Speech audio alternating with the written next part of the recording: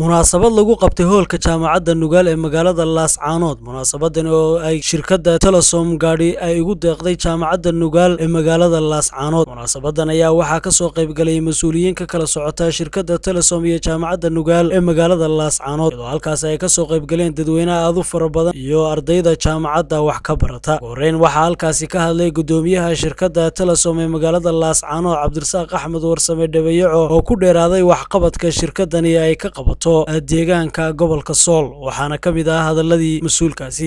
waxa ugu horeysay marka dhinaca jaamacadda laga soo bilaabo jaamacadda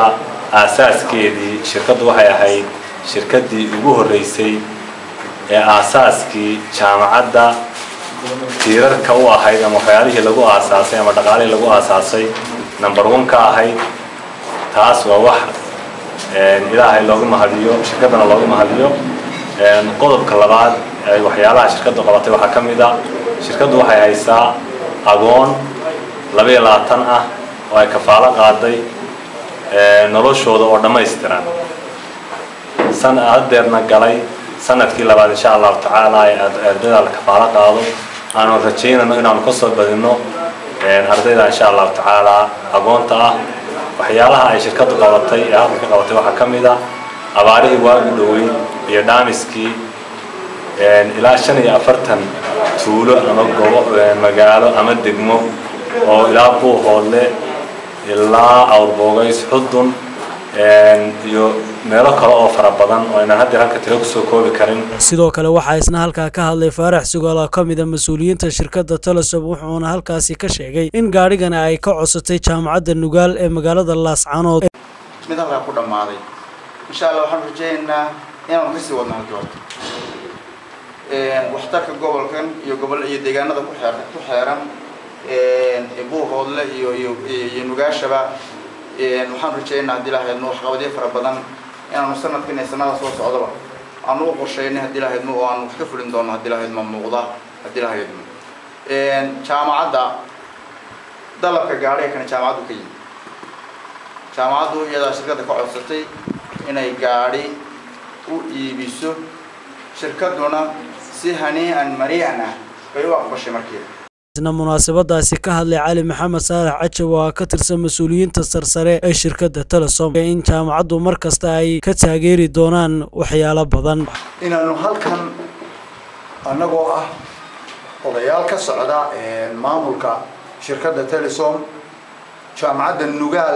Nugaal University aanu halkan ku guddoonsiino hadiyad yar runtii